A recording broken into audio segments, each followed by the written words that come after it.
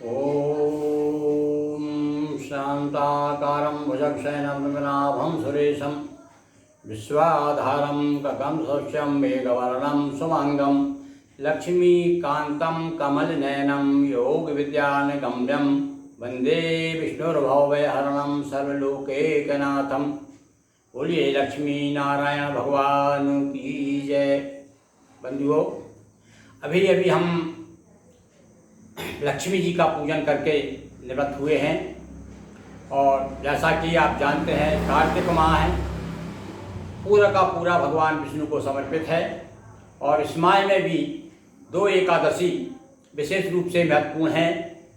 पहली अभी हमने रमा एकादशी के विषय में आपको बताया, जो कि कार्तिक कृष्ण पक्ष की एकादशी को पड़ती है, और आज हम आपके सामने चर्चा करेंगे जो एकादशी में सबसे प्रमुख एकादशी मानी जाती है, और वह है रोहिणी एकादशी अथवा देवउठनी एकादशी, एकादशी 11 अथवा हरि प्रबोधिनी देवोत्थान 11 इसे कहते हैं।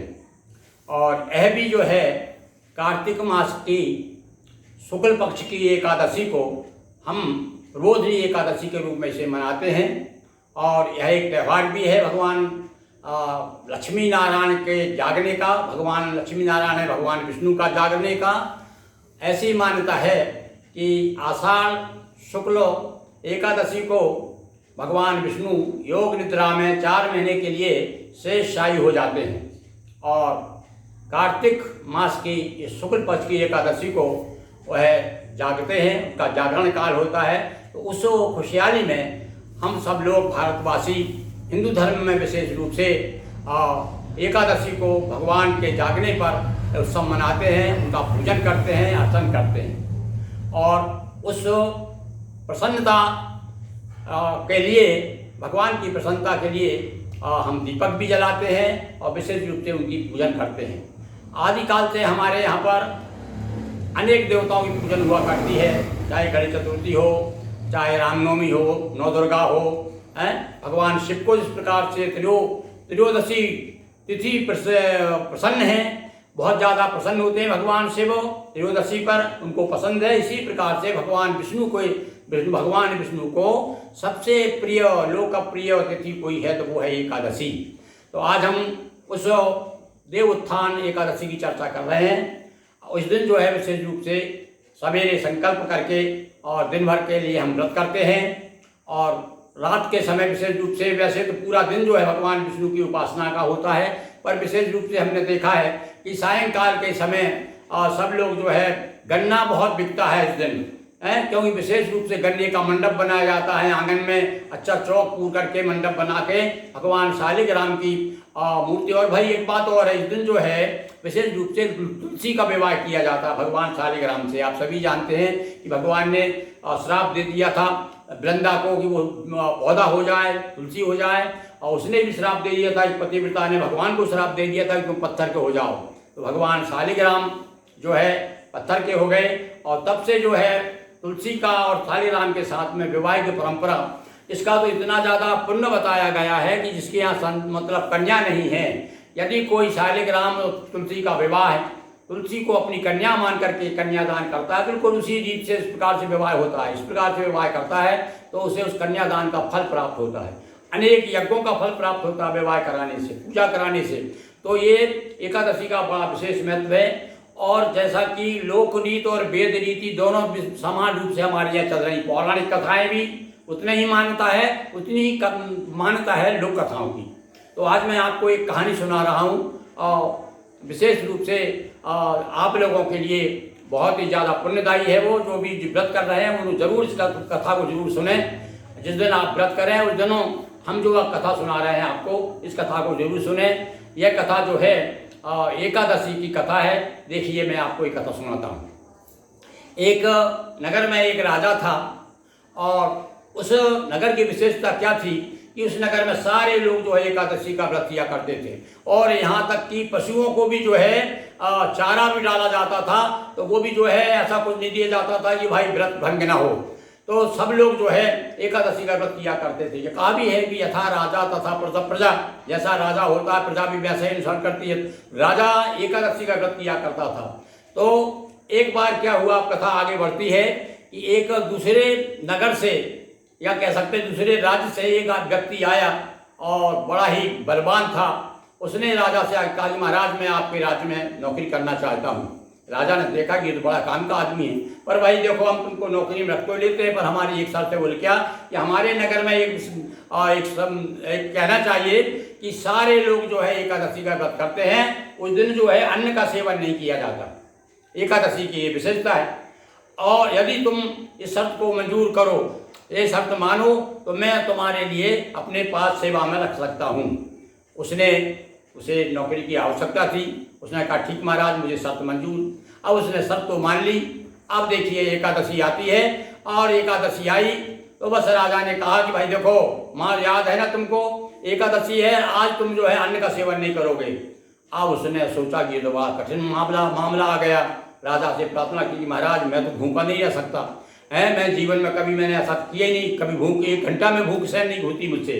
आप कृपा करिए। बहुत मेहनत की कि भाई थोड़ा बहुत अन्न तो मुझे आप देना ही पड़ेगा, मैं बिल्कुल निराहार तो नहीं रह सकता, फलाहार तो मैं कर ही नहीं सकता, अन्न चाहिए मुझे।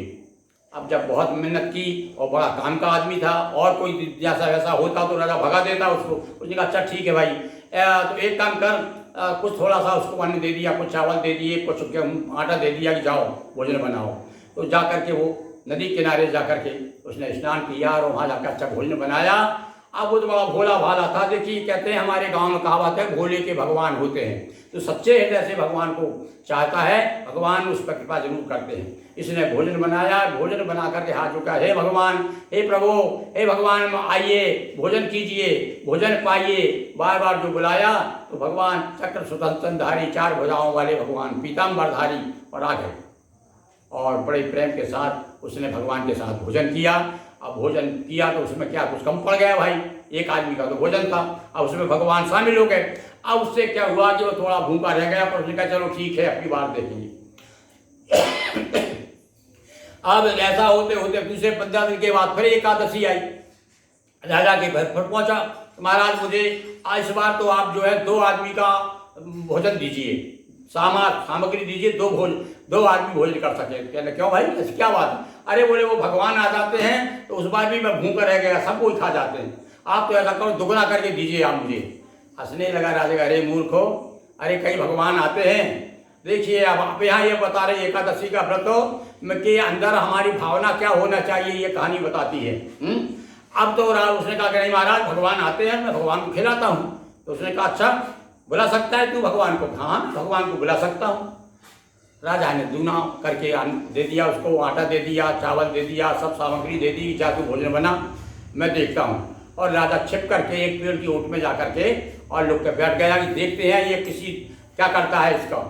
और उसने बस अपने आनंद से भोजन बनाया, बड़े प्रेम स्नान किया और हाथ जोड़कर वही आइए भगवान भोजन कीजिए, आइए भगवान भोजन कीजिए। अब इस बार भगवान नहीं आए, बड़ा परेशान हो गया। अब राजा देख रहा है देखो ये मूर्ख बना रहा था, है कोई भगवान नहीं आ रहा, ये कह रहा था भगवान आते। अब ये जो है पसीना पसीना हो गया, बड़ा दुखी हो गया, सोचा मैं बड़ा बदनाम, मेरी बड़ी बदनामी होगी, मैं झूठा, लोग मुझे झूठा कहेंगे, हो सकता है मुझे राजा नौकरी से निकाल दे, भगा दे। अब बड़ा दुखी हो गया, कहने प्रभु हे भगवान आइए, यदि आप नहीं आएंगे तो मैं प्राण दे दूंगा आपने। जब इस प्रकार से कहा तब भी भगवान नहीं आए।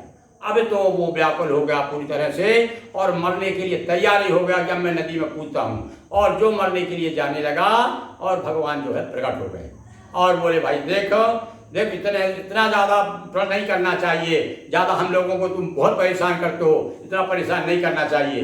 चलो ठीक है अब तू नहीं मानता, मैं आ गया हूँ। और फिर बैठ करके अब राजा ने देखा तो राजा भी देख करके दंग रह गया और उसके भगवान के उसको भी दर्शन हो गए तो आंखों से आंसू की धार बह गई। राजा की बोले देखो सच्चा भक्त ये है, हम कितने दिनों से एकादशी का व्रत कर रहे हैं और उसके बाद में भी जो है भगवान ने दर्शन नहीं दिए।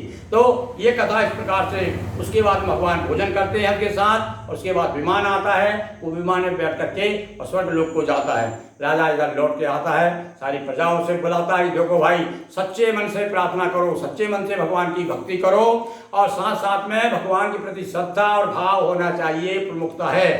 व्रत के साथ में हम भूखे जरूर हैं, पर भगवान के प्रति हमारा ध्यान नहीं है, भगवान का भजन नहीं है, तो उसका फल नहीं मिलेगा। तो इस प्रकार से ये कहानी हमने आपको एकादशी की कहानी सुनाई, और जो भी इस कहानी को सुनेगा उसको निश्चित रूप से बहुत पुण्य प्राप्त होगा। और ये एकादशी के व्रत से तो भैया अनेक प्रकार के पापों, अब अनेक प्रकार के यानी कितने प्रकार के पाप का ना गिनाना शुरू कर दूं तो 1 घंटा लग जाएगा।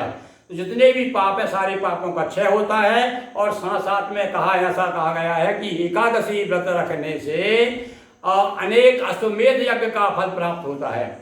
बड़े बड़े राजसूय यज्ञ, अश्वमेध यज्ञ का जो फल होता है, और तीर्थों का जो फल है, आप तीर्थ मत जाइए, एकादशी का व्रत करिए, सच्चे मन से भगवान विष्णु का पूजन कीजिए, ध्यान कीजिए, और देखिए फिर आनंद।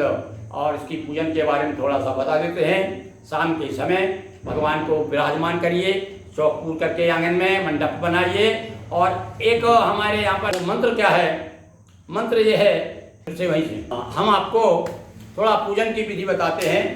सायंकाल के समय आंगन में अच्छा गोबर से लीप करके और अष्टदल कमल बना करके उसके ऊपर गन्ने का मंडप बनाइए, उसमें भगवान शालिग्राम को विराजमान कीजिए, भगवान लक्ष्मी नारायण की पूजन करने के लिए। और हमारे बेर भाजी आंवला और आपका जो है गन्ने, ये सारी सामग्री, सिंगाड़े, ये सारी चीज़ें ला करके भगवान को विधिवत भोग लगाइए। और एक मंत्र हम बताते हैं जो कि एक कहना चाहिए कि देशज भाषा का मंत्र है, जो भगवान के लिए प्रार्थना करते हैं। वही वो भक्त तो बड़े भोले होते हैं, और चाहे अपनी हिंदी भाषा में प्रार्थना करूँ चाहे संस्कृत में। देखिए हमारे यहाँ पर गाँव में क्या कहा जाता है कि बेर भाजी आँव रे उठो देव साँव रे, बेर भाजी आँव रे उठो देव साँव रे, इस प्रकार के कह करके और भगवान को उठाते हैं, भगवान की पूजन करते हैं, लक्ष्मी नारायण की, और इस प्रकार से व्रत को संपन्न किया जाता है।